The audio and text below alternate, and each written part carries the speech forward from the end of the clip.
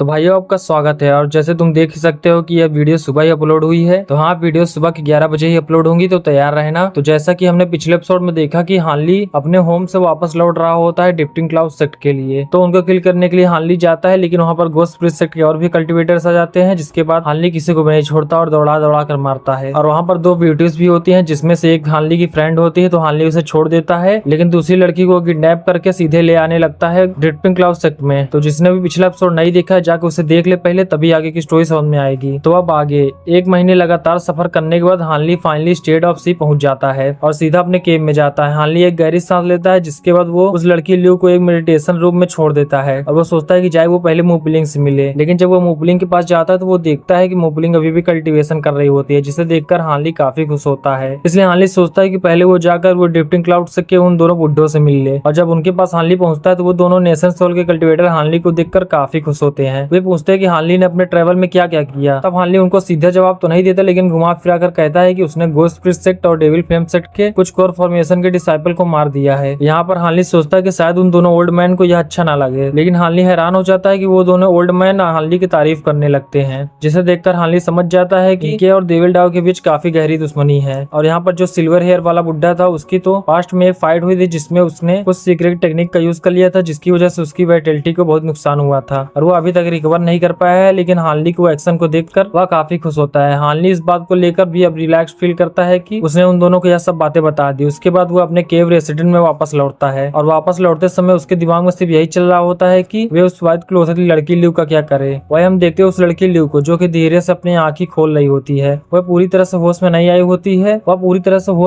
होती है और जैसे ही वह थोड़ा सा आंखें खोलती है तो वो देखती है कि उसके चेहरे के पास एक और चेहरा बहुत नजदीक है। वह तुरंत उठकर तेजी से पीछे की ओर जाती है और सीधे जाकर दीवार से टकरा जाती है, जो कि उसे देखकर स्माइल कर रही होती है। फिर वह लड़की ल्यू अपने आसपास देखती है तो उसे पता चलता है वे एक सील्ड रूम में बंद है। वहाँ पर सिर्फ मैट के अलावा और कुछ भी नहीं है। वह लड़की और कौन नहीं, हमारी फॉक्स गर्ल होती है, जो स्माइल करते हुए कहती है कि तो तुम्हें होश आ गया, अगर तुम ठीक हो तो चलो, मेरे मास्टर तुम्हारा इंतजार कर रहे हैं। यहाँ पर उस लड़की ल्यू को अभी सही से होश नहीं आया होता है, उसे समझ में नहीं आ रहा होता है कि आखिर चल क्या रहा है। वो कहती है कि मास्टर वो कौन है, ये जगह कौन सी है, जिसे सुनकर हमारी फॉक्स गर्ल कहती है कि अगर तुम मेरे साथ आओगी तो तुम्हें सब पता चल जाएगा। और जहाँ तक बात रही इस जगह की, तो ये ड्रीम क्लाउड माउंटेन है, जो कि स्टेट ऑफ सी में आता है। तुम्हें इस जगह के बारे में पता तो होगा ही। थोड़ी देर सोचने के बाद ल्यू को तुरंत सब चीज याद आ जाता है और वो कहती है कि ड्रीम क्लाउड माउंटेन ये तो स्टेट ऑफ सी है, तुम हवेली दाओ अलायंस की मेंबर हो। यह सुनकर हमारी फॉक्स गर्ल की आंखों में एक चमक आ जाता है और वो कहती है कि तुम वाकई में इंटेलिजेंट हो। यह जगह हवेली दाओ अलायंस की ड्रिफ्टिंग क्लाउड सेक्ट है, तो तुम्हारे लिए अच्छा यही होगा कि तुम जल्दी से मेरे मास्टर के पास चलो, उनको इंतजार मत कराओ। तब वो लड़की ल्यू कहती है ठीक है, मैं अभी सीनियर से मिलना चाहती हूँ, जिससे देखकर हमारी फॉक्स गर्ल थोड़ा स्माइल करती है, फिर रूम से बाहर जाने लगती है, जिसके पीछे पीछे वो लड़की ल्यू भी जाने लगती है। वो एक बड़े हॉल में पहुंच जाते हैं, जहाँ पर हानली एक स्टोन चेयर पर बैठा हुआ होता है और उसकी नजर एक बड़े से येलो लाइट वाले बैरियर पे होती है, जो कि उस हॉल के सेंटर में था। उस बैरियर के अंदर एक स्पिरिट बीस्ट था, जो जोर जोर से चिल्ला रहा था और उस बैरियर को तोड़ने की कोशिश कर रहा था, लेकिन वो कुछ भी नहीं कर पा रहा था। तब वह लड़की ल्यू उस स्पिरिट बीस्ट को ध्यान से देखती है तो वो काफी शॉक हो जाती है और वो कहती है ये तो एक रेयर आयरन रेनो है। वह जानती थी कि यह स्पिरिट बीस्ट भले ही एशियन रेस का ना हो, लेकिन कल्टीवेशन वर्ल्ड में यह बहुत ही रेयर बीस्ट था। और ऐसा ही एक बीस्ट स्टेट ऑफ यॉनवू में फूकलैंड में था, जो कि कुछ समय पहले डिस्ट्रॉय हो गया। लेकिन यही सोचकर उसको तुरंत याद आ जाता है कि इसका मतलब कि जिसने फूकलैंड को डिस्ट्रॉय किया था वह सच में यही था।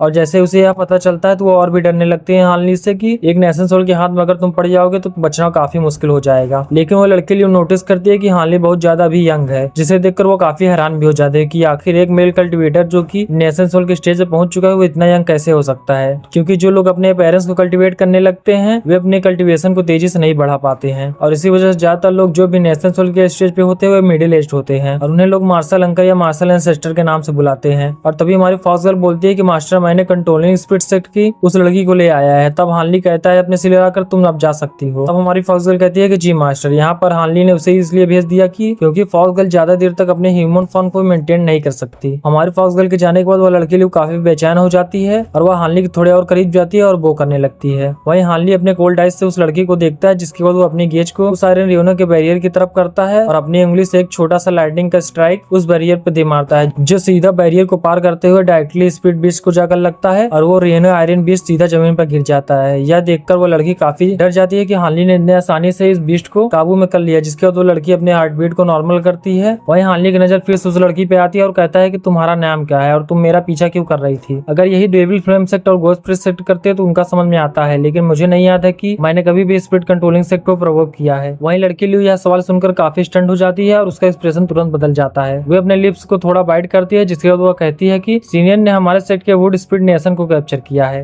यह छोटी सी लड़की सिर्फ अपने मास्टर के ऑर्डर को फॉलो कर रही थी। अगर मैंने सीनियर को नाराज कर दिया तो आप मुझे माफ कर दीजिए। यहाँ पर नेशन सोल के कल्टीवेटर की पावर को देखकर यह लड़की समझ रही होती है कि अगर उसने सच नहीं बोला तो सामने वाला बंदा सोल सर्चिंग टेक्निक को यूज कर सकता है, और उसे यह सोचकर भी डर लगता था कि उसका सोल डैमेज हो जाए और वो एक इडियट बन जाए। वही हानली यह बात सुनकर उस छोटी ग्रीन वुमन को याद करता है और कहता है कि वुड स्पीड नेशन, तुम उस ग्रीन डीमन नेशन की बात कर रही हो। तब वह लड़की लिए स्माइल करते हुए कहती है कि सीनियर आप सही हैं, ये एक स्पीड नेशन है जो कि हमारे स्पीड कंट्रोलिंग सेट ने बहुत मेहनत से रिफाइन किया था। यह हमारे सेट के लिए बहुत ही इंपॉर्टेंट है, लेकिन हमें उम्मीद नहीं थी कि यह भाग जाएगा। जिसे सुनकर हानली की आंखें थोड़ा चमकती है और वह कहता है कि रिफाइंड, मुझे लगा था कि ये एक डीमन स्पिरिट इनकारनेशन है, लेकिन यह छोटी चीज बहुत ही ज्यादा ट्रबलसम है। अगर मैं इसे छोड़ भी देता तो तुम्हारे ग्रुप के कल्टीवेटर इसे हैंडल नहीं कर पाते। जिसे सुनकर वो लड़की लिए शांत हो जाती है, क्योंकि यह सच में उनके बस में नहीं था। जिसे देखकर हानली उसके असली थॉट को समझ जाता है और वह कहता है कि इन लोगों ने इतने जल्दी नेशन स्पिरिट को कैसे ट्रैक कर लिया, क्या उस पर कोई रिस्ट्रिक्शन लगा है? लेकिन अगर ऐसा होता तो मैं अपने स्पिरिचुअल सेंस से उसे महसूस कर लेता। तब वह लड़की रिस्पेक्टफुल वे में कहती है कि सीनियर, स्पिरिट नेशन पे कोई भी पर्सनल रिस्ट्रिक्शन नहीं था, बल्कि मेरी सीनियर मार्शल सिस्टर हान और मैंने एक खास सीक्रेट टेक्निक को प्रैक्टिस किया था, जिससे हम वुड स्पिरिट नेशन को लोकेशन को पता कर सकते थे।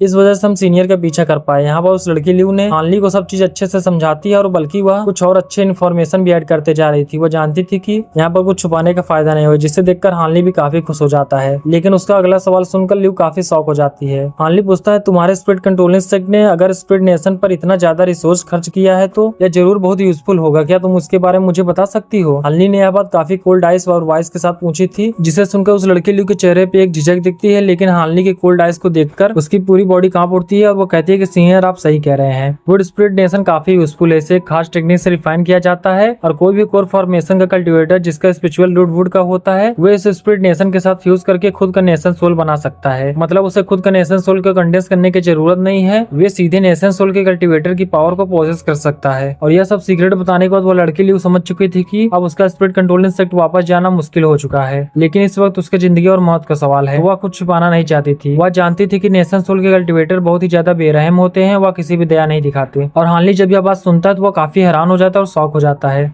और वह हैरान होकर कहता है कि तो ये ऐसा भी तरीका है जिससे कोई भी डायरेक्टली नेशन सोल के स्टेज में जा सकता है, और अगर ऐसा है तो तुम्हारे स्पिरिट कंट्रोलिंग सेट ने अब तक डेविल डाउ को यूनिफाई क्यों नहीं कर पाया? यह बात सुनकर वो लड़के लिए काफी हैरान हो जाती है और कहती है कि सीनियर आप काफी नॉलेजेबल हैं, यह एक बहुत पुरानी सीक्रेट टेक्निक से ही रिफाइन होती है, लेकिन इस स्पिरिट नेशन को रिफाइन करना काफी मुश्किल होता है। सिर्फ बहुत रेयर मटेरियल चाहिए होते हैं। ओल्ड कल्टीवेटर्स जिसकी लाइफ स्पैन खत्म होने वाली है वही इसे रिफाइन करने की कोशिश करते हैं। उनका मरता हुआ नेशन सोल इस रिफाइनमेंट के लिए काफी जरूरी होता है और इस कोशिश में सक्सेस की गारंटी काफी ज्यादा नहीं होती है। और वो ग्रेट फ्यूजन टेक्निक तभी चलती है जब 5 अलग अलग एलिमेंट के स्पिरिट नेशन हो, और अगर एक भी मिसिंग होगा तो वो टेक्निक फेल हो जाएगी। हमारा स्पिरिट कंट्रोलिंग सेट कई सौ सालों से स्पिरिट नेशन को जमा करता आ रहा है। यह सब सुनकर हानली थोड़ा देर सोचता है, जिसके बाद वो कहता है कि अगर इस तरह कोई कल्टीवेटर सीधा चीट करके नेशन सोल स्टेज पर पहुंच जाता है तो इसमें कोई ना कोई फ्लॉ जरूर होगा। तो वो लड़की कहती है कि सीनियर आप सही कह रहे हैं, मुझे दूसरे फ्लॉ के बारे में तो नहीं पता, लेकिन यह बात मैं पक्का जानती हूँ कि जो भी कल्टीवेटर स्पिरिट नेशन के साथ मर्ज करता है कि लाइफ स्पैन सिर्फ कोर फॉर्मेशन कल्टीवेटर की ही रह जाती है। मतलब उनका खुद का नेशन सोल कंडेंस करने का चांस चला जाता है, उनकी कल्टीवेशन उसी स्टेज पर रुक जाएंगे। लेकिन इसके कई सारे फायदे भी हैं और इसी के साथ लियू हानली को सभी डिटेल्स दे देती है, क्योंकि उसे पता होता है कि यहाँ पर कुछ छुपाने का कोई फायदा नहीं, बल्कि सब चीज बता देने में ही भलाई है। और यहाँ पर उस लड़की लियू की एक्सप्लेनेशन को सुनकर हानली को एक अंदाजा हो जाता है स्पिरिट नेशन सोल के बारे में। वो थोड़ा बहुत उसके वीपिंग सोल बीस्ट की तरह था, एक स्पिरिचुअल ऑब्जेक्ट जो इंसानों के हाथों से रिफाइन किया गया हो, लेकिन वो एक दूसरे से काफी अलग थे। ये एक कल्टीवेटर के प्राइमल सोल को भी डिवोर कर सकता था। हानली यही सब सोच रहा था, लेकिन जिसके बाद वो फिर पूछता है कि हमारे 6 पंखों वाला फ्लोर सेंटीवेट काफी रेयर है, तुमने इसे कहाँ पाया? तुम्हारी कल्टीवेशन को देखकर यह नहीं लगता कि तुम इतने एंसेंट लाइनेज इंसेक्ट को यूज कर सको। हमारे मार्शल सीनियर अंकल या एंसेस्टर ने इसके बारे में तुम्हें पूछा नहीं? यह सुनते ही वो लड़की लोग काफी शॉक हो जाती है और हैरानी के साथ जवाब देती है कि तो सीनियर आप भी इस इंसेक्ट को पहचानते हैं? जूनियर ने इन्हें एक एसेंट कल्टीवेटर के रेसिडेंस केव में पाया था। पहले मुझे लगा था कि इस इंसेक्ट का एक डेड है जो कभी हैच नहीं होगा, लेकिन थोड़ा एग्जामिन करने के बाद मुझे पता चला कि वे अभी भी अलाइव था। लेकिन मेरे सेट के सीनियर ने बोला था कि यह इंसेक्ट एक एसेंट स्पीशीज होती है जो कि फुल ग्रो होने में हजारों साल ले लेती है, लेकिन एक नेशन सोल कल्टीवेटर का लाइफ स्पैन भी 1000 साल होता है, इसलिए कोई भी इसे ग्रो नहीं करना चाहता। यह सब कहने के बाद वो लड़की लियू अपने मन में सोचती है कि क्या ये सीनियर इस इंसेक्ट के बारे में इसलिए पूछ रहे हैं क्योंकि उनका इसमें इंटरेस्ट है? चाहे वो भले ही नेशन सोल कल्टीवेटर हो, लेकिन हजारों साल तक इसे ग्रो करने के बाद उनका कोई फायदा नहीं होगा, जिसकी वजह से वो लड़की लियू काफी कंफ्यूज होती है, जिसे देखकर हानली समझ जाता है कि वो क्या सोच रही है। और हानली कामली कहता है कि मुझे तुम्हारे अच्छे पंखों वाले फॉरेस्ट सेंटीपेड में कोई भी इंटरेस्ट नहीं है, लेकिन मेरे पास एक तरीका है जिसकी हेल्प से मैं तुम्हारे सेंटीपेड को मेच्योर कर दूंगा काफी कम समय में। क्या तुम मेरे साथ एक डील करना चाहती हो?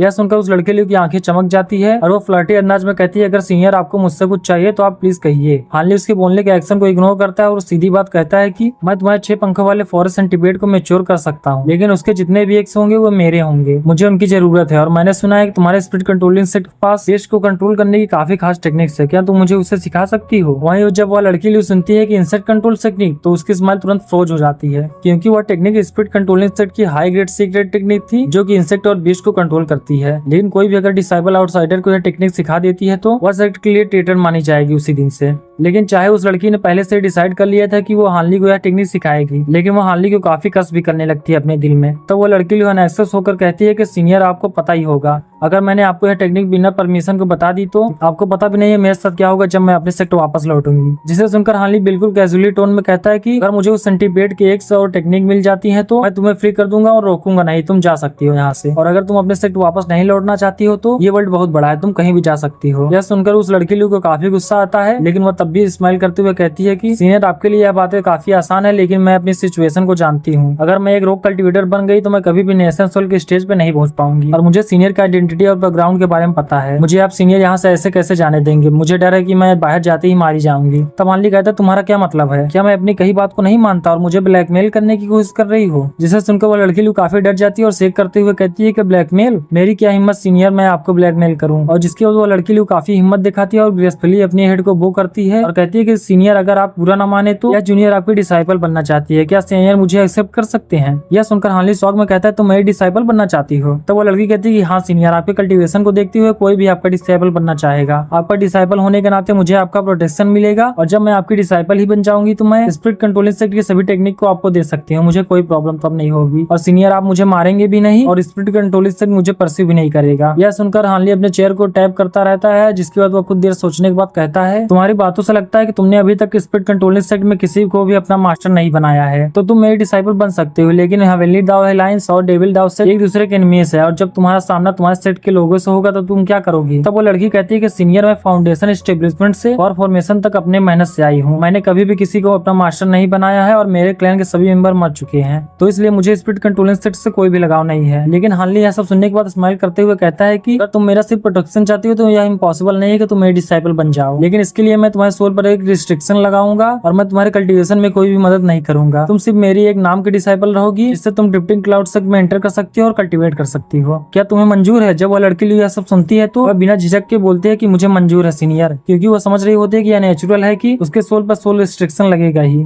आखिर वो स्पिरिट कंट्रोलिंग सेट की डिसाइपल जो थी, तो इसलिए इसको कोई भी शिकायत नहीं होती, वो काफी खुश होती है। जिसे देखकर हानली कहता है कि अगर तुमने सारे कंडीशन को मान ही लिया है तो मैं भी अपने प्रॉमिस से पीछे नहीं हटूंगा। मैं तुम्हें कल ड्रिफ्टिंग क्लाउड सेट के एल्डर के पास ले जाऊंगा, जहां पर तुम मेरे डिसाइपल के नाम पे इस सेट में एंटर कर सकती हो और कल्टीवेशन कर सकती हो। अभी तुम जाओ, मैं तुम्हारे ऊपर बाद में सोल रिस्ट्रिक्शन लगाऊंगा। जिसके बाद वो लड़की रिस्पेक्टफुली बो करके वहां चली जाती है। तो इस वीडियो को यहीं तक रखते हैं, और बिल्कुल भी समय नहीं था इस वजह से मैं लॉन्ग वीडियो नहीं बना पाया, लेकिन मैं प्रॉमिस करता हूँ अगला वीडियो 20 मिनट का ही रहेगा। तो वीडियो पसंद आया तो लाइक कर देना और नए हो तो चैनल को सब्सक्राइब कर देना। मिलते हैं नेक्स्ट वीडियो में।